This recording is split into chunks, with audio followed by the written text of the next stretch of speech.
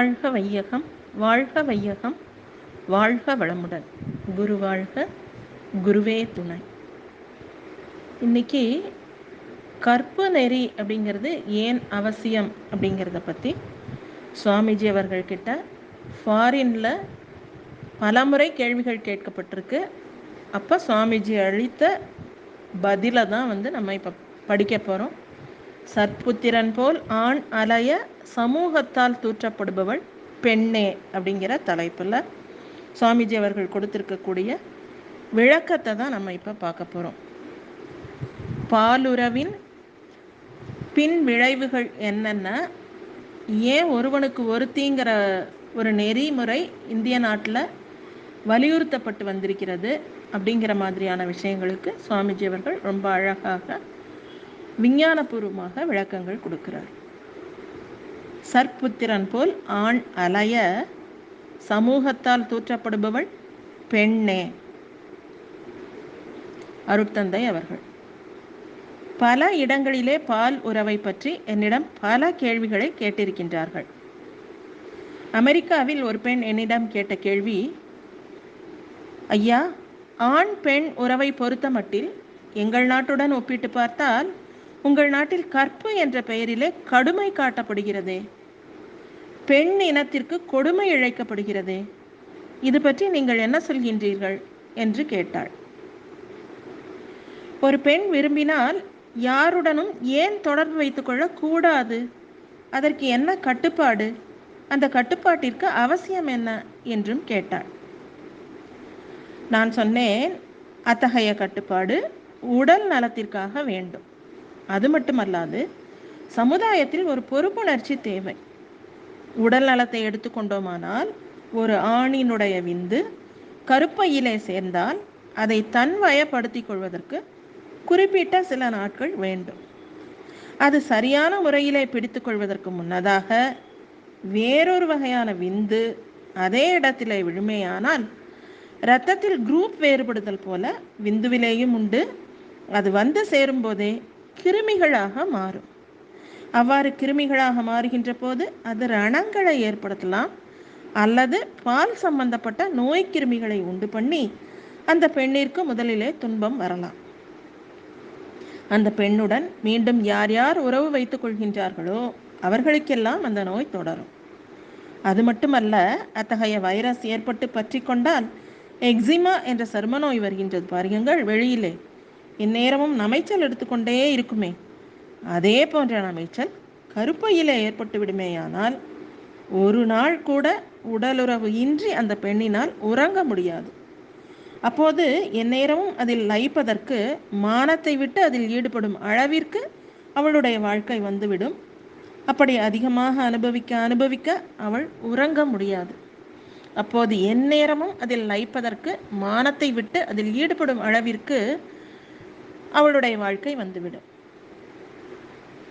அப்படி அதிகமாக அனுபவிக்க அவள் உடல் நலம் கெட்டு மேலும் அதிகமான நோய்கள் ஏற்பட்டு துன்பமான மரணத்தில் தான் வந்து முடியும். ஆகையினாலே அதில் ஒரு முறைப்படுத்தல் வேண்டும் என்பதற்காக இந்த திட்டங்கள் எல்லாம் எங்கள் நாட்டிலே வைத்திருக்கின்றார்கள். கூடவும் எங்கள் தேசம் ஒரு வெப்ப நாடு, அதனாலேயும் கட்டுப்பாடு அவசியமாக உணரப்படுகின்றது.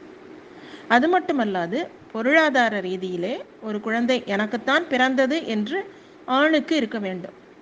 தாய் தந்தை 2 பேருமே கூடி வளர்க்கக்கூடிய அளவிற்கு ஒரு பொறுப்புணர்ச்சி வேண்டும் என்ற காரணத்தாலேயும் ஒரு பெண்ணிற்கு ஒரு ஆண் என்று வைத்திருக்கின்றார்கள்.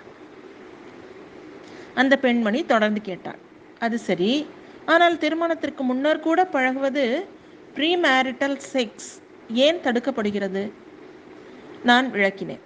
அவ்வாறு பழகுவதால் ஒரு குழந்தை உற்பத்தி ஆயிற்று என்றால் அது கூட பாதிக்கப்படும் அல்லவா? எனவேதான் ஒவ்வொரு கட்டத்திலும் பொறுப்புணர்ச்சி வற்புறுத்தப்பட்டு வருகிறது. பல ஆண்டுகளுக்கு முன்னரே நான் இது குறித்து ஒரு கவிதை எழுதினேன். கற்பதனை காப்பாற்ற இருபாலருக்கும் கடமை பொதுவே. கற்பதனை காப்பாற்ற இருபாலருக்கும் கடமை பொதுவே. எனினும் தவறிவிட்டால் அற்புதமாம் இயற்கையிலே அமைந்த வேகம் ஆணை விட்டு பெண்ணுக்கே சின்னம் வைக்கும். எனினும் தவறிவிட்டால் அற்புதமாம் இயற்கையிலே அமைந்த வேகம் ஆணை விட்டு பெண்ணுக்கே சின்னம் வைக்கும். சற்புத்திரன் போலே அவன் உலாவ சமூகத்தால் அவள் தூற்றப்படுவாள். சற்புத்திரன் போலே அவன் உலாவ சமூகத்தால் அவள் தூற்றப்படுவாள். அதனால் நற்பண்பாம் கற்பொழுங்கை உயிரின் மேலாய் நாடுகின்றார் அறிவுடைய பெண்கள் எல்லாம் என்று. கற்பதனை காப்பாற்ற இருபாலருக்கும் கடமை பொதுவே. எனினும் தவறிவிட்டால் அற்புதமாம் இயற்கையிலே அமைந்த வேகம் ஆணை விட்டு பெண்ணுக்கே சின்னம் வைக்கும். சற்புத்திரன் போலே அவன் உலாவ சமூகத்தால் அவள் தூற்றப்படுவாள். அதனால் நற்பண்பாம் கற்பொழுங்கை உயிரின் மேலாய் நாடுகின்றார் அறிவுடைய பெண்கள் எல்லாம் என்று கவிதை எழுதினேன். பாலுறவின் பின் விளைவுகளை பெண்கள் தான் அதிகமாக சமாளிக்க வேண்டியுள்ளது. எனவே பெண்களுக்கே அதிகமாக ஒரு பொறுப்புணர்ச்சி உண்டாகின்றது. அதனால் பெண்கள் தான் இதை அதிகமாக எடுத்துக்கொள்கின்றார்கள் என விளக்கின போது அந்த பெண்மணி சிறிது நேரம் அமைதியோடு சிந்தனை செய்தாள். என்ன என்று விசாரித்த போது என் பாதங்களை பிடித்து வணங்கிக் கொண்டே, எனக்கு ஒரு வரம் தாருங்கள், ப்ளீஸ் கிவ் மீ எ பூன் என்று கேட்டாள். உனக்கென்ன நான் வரம் கொடுப்பது என்ற போது, அடுத்த பிறவி என எனக்கு ஒன்று இருக்குமெனில் இந்திய குடும்பம் ஒன்றில் நான் மகளாக பிறக்க அருளுங்கள். If at all there is another birth for me, let me be a daughter in an Indian family என்று உள்ளம் உருகி வேண்டினாள். இவ்வாறாக சுவாமிஜி அவர்கள் சொல்லியிருக்காரு. நல்லா யோசித்து பார்த்தோம் அப்படின்னா, நம்ம நாடு ஒரு வெப்ப நாடாக இருக்கிற காரணத்தினால, அதான் ஒரு இடத்துல சுவாமிஜி மென்ஷன் பண்ணுவார், ஏன் உடைகள் எல்லாமே அந்த நாட்டில் பார்த்திங்கன்னா ரெஸ்ட்ரிக்ஷன்ஸ் எதுவுமே கிடையாது, ட்ரெஸ் கோடே கிடையாது, எல்லாரும் எல்லா விதமான ட்ரெஸ்ஸஸும் போட்டுப்பாங்க. அதே மாதிரி பாலுணர்ச்சியை தூண்டக்கூடிய வகையில் ஏன் இருக்குது அவங்களுடைய ட்ரெஸ்ஸஸ் அப்படின்னு கேட்டால், அவங்க நாடு குளிர் நாடுங்கிறதுனால ஈஸியாக பாலுறவில் நாட்டம் இருக்காது. அதனால் உடைகள் மூலமாகவும் பல்வேறு விஷயங்கள் மூலமாகவுமே தான் அவங்க பாலுறவை தூண்ட வேண்டியதாக இருக்கும். ஆனால் நம்ம நாட்டை பொறுத்த வரைக்கும் அப்படி கிடையாது. வெப்ப நாடாக இருக்கிற காரணத்தினால இயல்பிலேயே நமக்கு பாலுணர்வு இருக்கிற காரணத்தினால நம்ம எல்லா விதங்கள்லையும் ஒழுக்கத்தை கடைபிடிக்க வேண்டியது அவசியமாக இருக்கிறது. அது மட்டும் இல்லாமல் சுவாமிஜி சொல்கிறார் இல்லையா, எப்படி பிளட் குரூப்பில் டிஃப்ரென்சஸ் இருக்கோ அதே மாதிரி ஸ்பெர்ம் குரூப்பில் பயங்கர டிஃப்ரென்சஸ் இருக்குது. சுவாமிஜி இன்னும் சொல்லுவார், ஒருவருடைய வியர்வை இன்னொருத்தருடைய வியர்வை மேலே பட்டாலே பல்வேறு விதமான கிருமிகளை உற்பத்தி பண்ணும் அப்படின்னு சொல்லுவார். அதனால தான் அடுத்தவர் அணிந்த உடைகள், அடுத்தவர்களுடைய படுக்கைகள் இதெல்லாம் இன்னொருவர் யூஸ் பண்ணக்கூடாது அப்படின்னு சொல்லுவார். அப்படி இருக்கிற பட்சத்தில் அப்போ ஸ்பெர்ம்ஸில் விந்துவில் நிறைய மாற்றங்கள் இருக்கிற காரணத்தினால ஒருவருடைய விந்து இருக்கும் பொழுதே அடுத்தவருடைய விந்து கருப்பையில் சேருமானால் பல்வேறு விதமான நோய்களை உண்டு பண்ணக்கூடியதாக இருக்கும். அதுதான் நிறைய செக்ஷுவல் டிசீசஸ் எல்லாம் நம்ம சமீப காலமாக கேள்விப்படக்கூடியதாக இருக்குது. கருப்பை சம்பந்தமான பிரச்சனைகள் பெண்களுக்கு அதிகமாக இருக்கிறது. இந்த மாதிரியான பிரச்சனைகளெல்லாம் அவாய்ட் பண்ணுறதுக்காக தான் நம்ம நாட்டில் கற்பொழுக்கம் அப்படிங்கிறத சொல்லி வச்சுருக்காங்க, ரொம்ப வலியுறுத்தி சொல்லியிருக்காங்க. அது மட்டும் இல்லாமல் சுவாமிஜி அவர்கள் சொல்கிற மாதிரி ஒரு பொறுப்புணர்ச்சியோடு ஒரு குழந்தையை நல்ல முறையில் வளர்க்கணும் அப்படின்னு சொன்னால் ஒருவனுக்கு ஒருத்தி அப்படிங்கிற கற்பொழுங்கு தான் சரியானதாக வரும்.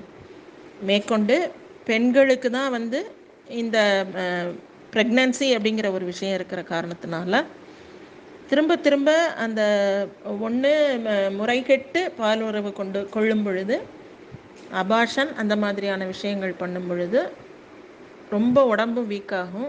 அது மட்டும் இல்லாமல் பல ஆண்களோடு உறவு கொள்ளும் பொழுது பல்வேறு விதமான பிரச்சனைகளை மேற்கொள்ள வேண்டியதாக இருக்கும். ஆண்களுக்கும் அது உண்டுனாலும் பெண்களுக்கு ப்ரெக்னன்சிங்கிற ஒரு விஷயம் இருக்கிற காரணத்தினால ரொம்ப கேர்ஃபுல்லாக இருக்கணும். அதனால தான் அறிவுடைய பெண்கள் எல்லாமே கற்பொழுங்கை உயிரினும் மேலாக நாடுகின்றார் அப்படின்னு சுவாமிஜி கவிதையில் குறிப்பிடுறார்.